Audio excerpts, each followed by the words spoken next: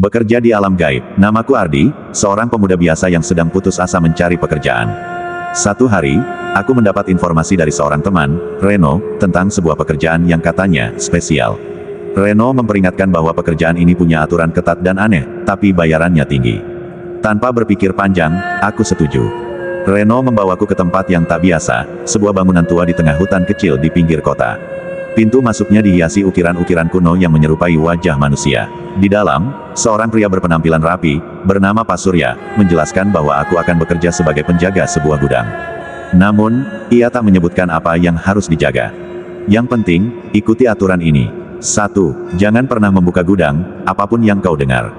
2. Jangan bicara dengan siapapun di luar jam kerja.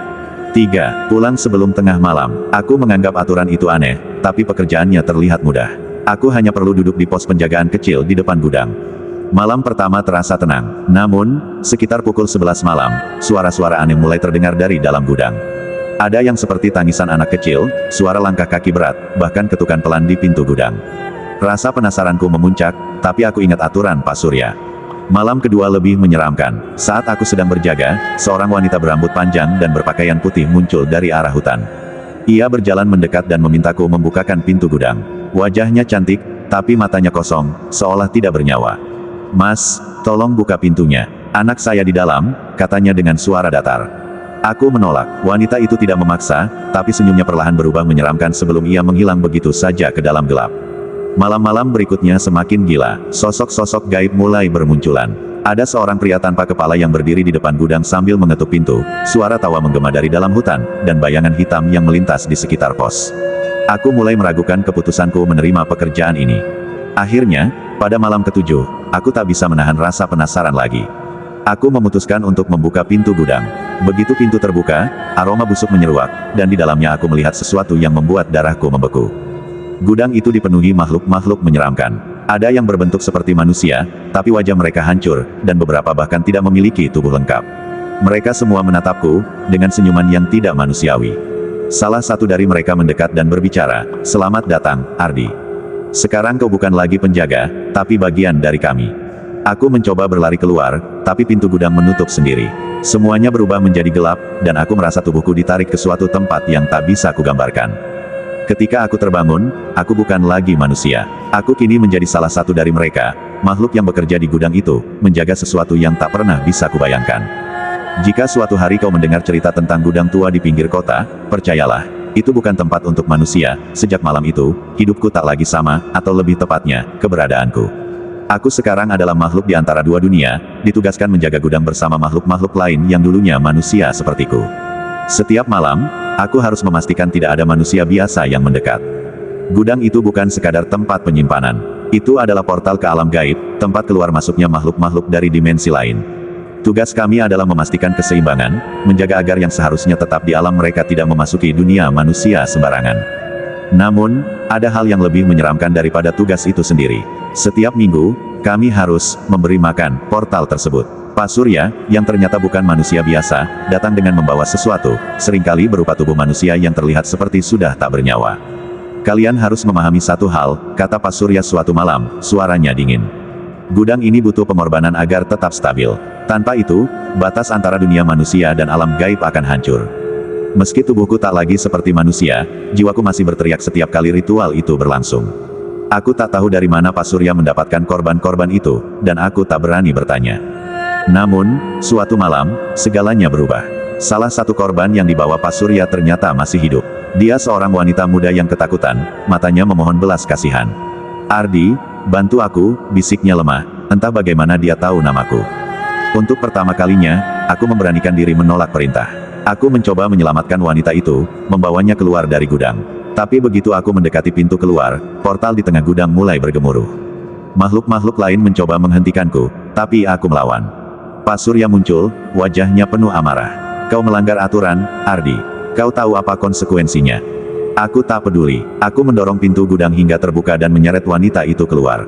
Namun, saat aku melangkah keluar, tubuhku terasa berat. Aku berbalik, dan melihat tangan-tangan hitam dari portal menarikku kembali.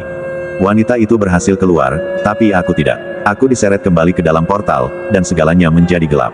Ketika aku membuka mata, aku tidak lagi di dunia manusia. Aku berada di sebuah tempat yang gelap dan sunyi, penuh dengan bisikan dan jeritan yang tidak jelas dari mana asalnya. Aku tahu, aku sekarang terjebak di alam gaib sepenuhnya. Namun, ada satu hal yang aneh. Di tempat itu, aku menemukan makhluk-makhluk lain yang sepertinya pernah melawan Pak Surya. Mereka mendekatiku dan berkata, kita bisa keluar dari sini. Tapi kau harus memimpin kami. Aku tidak tahu bagaimana aku bisa memimpin mereka, atau apa yang akan terjadi selanjutnya. Tapi satu hal yang pasti, ini belum berakhir. Jika aku berhasil keluar dari alam gaib, aku akan menghancurkan gudang itu selamanya. Dan jika kau membaca ini, hindari gudang tua di tengah hutan itu. Jangan pernah mencoba masuk. Kalau tidak, kau mungkin akan bernasib sama sepertiku. Hari-hari di alam gaib terasa seperti mimpi buruk tanpa akhir. Aku hidup di tengah kegelapan yang pekat, hanya diterangi oleh kilatan cahaya aneh dari portal yang terus terbuka. Suara jeritan, bisikan, dan tawa menyeramkan adalah musik latar setiap langkahku. Namun, di tengah semua itu, harapan mulai muncul dari para makhluk lain yang terjebak seperti aku. Mereka adalah mantan manusia yang memberontak terhadap Pak Surya, sama seperti aku. Mereka menyebut diri mereka pemberontak bayangan.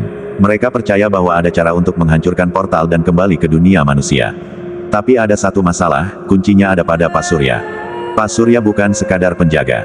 Dia adalah penguasa antara dua dunia, kata salah satu dari mereka, seorang wanita bernama Sinta.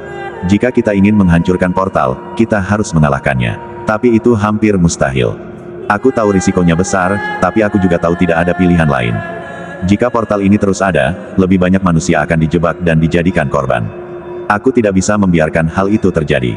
Rencana pelarian. Kami memutuskan untuk melawan. Kami mulai mengumpulkan energi dari tempat ini, sebuah proses yang hanya bisa dilakukan oleh makhluk yang telah kehilangan wujud manusianya. Setiap jeritan, rasa takut, dan kesedihan dari makhluk-makhluk yang terjebak di tempat ini adalah bahan bakar kami. Dengan energi itu, kami bisa menciptakan serangan langsung ke portal.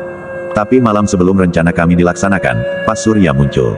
Wajahnya tak lagi seperti manusia, kulitnya bersisik hitam, matanya menyala merah, dan senyumnya membuat darahku membeku. Ardi, kau benar-benar berani, katanya, suaranya seperti gema ribuan suara sekaligus. Tapi kau lupa satu hal, aku adalah bagian dari portal itu. Menghancurkannya berarti menghancurkanku, dan kalian semua juga. Kami tak gentar, aku tahu ini adalah kesempatan terakhir. Pertempuran di portal, pertarungan dimulai. Kami menyerang Pak Surya dengan kekuatan yang kami kumpulkan, sementara dia memanggil makhluk-makhluk lain dari alam gaib untuk melawan kami. Suasana menjadi kacau, portal di tengah gudang bergetar hebat, seolah siap meledak kapan saja. Aku maju ke depan, membawa energi terakhir yang kami miliki. Dengan kekuatan penuh, aku menyerang langsung ke arah Pak Surya. Tapi dia terlalu kuat, dia menjatuhkanku ke tanah, mencengkeramku dengan tangan berapi-apinya. Kau hanya manusia biasa yang berusaha melawan takdir, katanya sambil tertawa. Namun, di saat terakhir, Sinta muncul dari belakangnya. Dia membawa semacam benda bercahaya, sebuah kunci gaib yang dia temukan di dalam portal. Dengan cepat, dia menusukkan kunci itu ke tubuh Pak Surya. Jeritan Pak Surya menggema, begitu keras hingga aku merasa telingaku hampir pecah. Tubuhnya meledak menjadi ribuan partikel cahaya, dan portal mulai runtuh. Ayo keluar sekarang, teriak Sinta. Kami semua berlari menuju celah yang terbuka di portal. Tubuhku terasa ringan, seolah tertarik ke dunia lain. Kembali ke dunia manusia, aku terbangun di pinggir hutan, tempat pertama kali aku dibawa oleh Reno. Tubuhku kembali seperti manusia, tapi aku merasa ada sesuatu yang berubah. Tidak ada jejak gudang itu lagi, hanya tanah kosong dan bau hangus. Aku kembali ke kota, mencoba menjalani hidup normal. Tapi setiap malam, aku mendengar bisikan-bisikan samar, seolah ada sesuatu yang memanggilku kembali. Aku tahu, meski portal itu hancur, ancamannya belum benar-benar hilang. Jika kau pernah merasa ada sesuatu yang mengawasimu dari kegelapan, mungkin itu sisa-sisa dari alam gaib yang masih mencari jalan kembali. Jangan biarkan mereka menemukannya, sisa-sisa kegelapan. Hari-hariku setelah kembali ke dunia manusia dipenuhi kegelisahan. Aku sering terbangun tengah malam, basah oleh keringat dingin. Bisikan-bisikan dari alam gaib semakin sering terdengar, meski aku berusaha mengabaikannya. Namun, aku sadar, aku tidak bisa sepenuhnya bebas. Sinta, yang juga berhasil keluar, datang menemuiku beberapa hari setelah kejadian itu. Dia terlihat lebih tenang dibanding aku, tapi aku bisa merasakan ada beban di matanya. Kita mungkin telah menghancurkan portal itu, Ardi, katanya pelan, tapi energi dari tempat itu masih ada di dunia ini. Dan mereka menginginkan kita kembali. Aku hanya bisa mengangguk, tidak ada gunanya menyangkalnya. Setiap malam, aku merasa seperti ada sesuatu yang memanggil, menarikku kembali ke kegelapan. Suatu malam, aku terbangun karena mendengar ketukan di pintu. Jam menunjukkan pukul 2 pagi. siapa yang mengetuk pintu di waktu seperti ini? Dengan ragu, aku berjalan menuju pintu dan mengintip melalui lubang intip. Namun, saat aku membuka pintu, ada sesuatu yang dingin dan tak terlihat menyelinap masuk. Tiba-tiba, bayang-bayang di rumahku tampak lebih gelap, lebih padat. Aku merasakan kehadiran mereka, makhluk-makhluk dari alam gaib kembali. "Apa yang kau inginkan?" tanyaku dengan suara bergetar. Sebuah suara muncul dari kegelapan, suara yang sangat aku kenal, Pak Surya. "Kau pikir ini sudah selesai, Ardi? Aku adalah bagian dari dunia ini, sama seperti kau sekarang. Kau tidak bisa lari dariku." Aku mundur ketakutan, tapi tiba-tiba Sinta muncul, membawa sebuah jimat berbentuk lingkaran yang bersinar terang. "Pergi, Surya!" teriak Sinta, mengangkat jimat itu. Cahaya dari jimat itu membuat bayang-bayang di sekitarku bergetar dan memudar.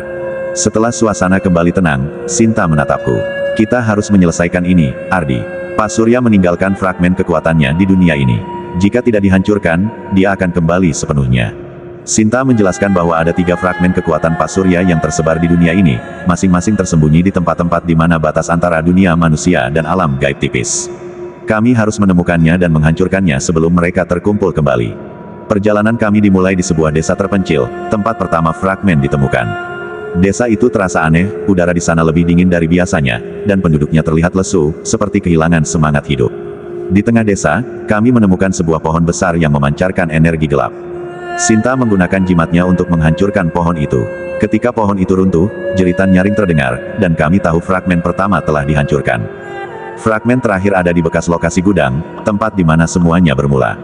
Saat kami tiba, tanah di sana telah berubah menjadi tandus, dengan retakan yang memancarkan cahaya merah. Di tengahnya, sebuah portal kecil mulai terbentuk kembali. Pak Surya muncul, kali ini dalam bentuk bayangan raksasa. "Kalian tidak akan menghentikan aku," katanya, suaranya menggema di udara. Pertempuran itu adalah yang paling sulit. Makhluk-makhluk gaib muncul dari retakan, mencoba menyerang kami.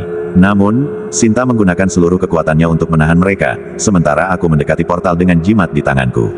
Dengan segenap kekuatan, aku melemparkan jimat itu ke dalam portal. Cahaya terang menyelimuti segalanya, dan suara jeritan Pak Surya menjadi tanda bahwa kami berhasil.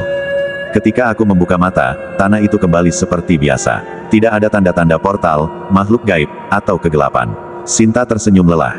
"Kita berhasil," katanya pelan. Aku mengangguk. Beban di dadaku terasa hilang. Aku tahu ancaman itu telah berakhir. Kini, aku kembali ke kehidupan normal, meski bekas luka dari pengalaman itu tetap ada. Aku dan Sinta tetap berjaga-jaga, tapi kami tahu, untuk saat ini, dunia aman. Jika kau mendengar cerita tentang gudang tua atau tempat-tempat angker, jangan abaikan. Mungkin itu hanya cerita, tapi mungkin juga itu adalah sisa-sisa kegelapan yang masih bersembunyi.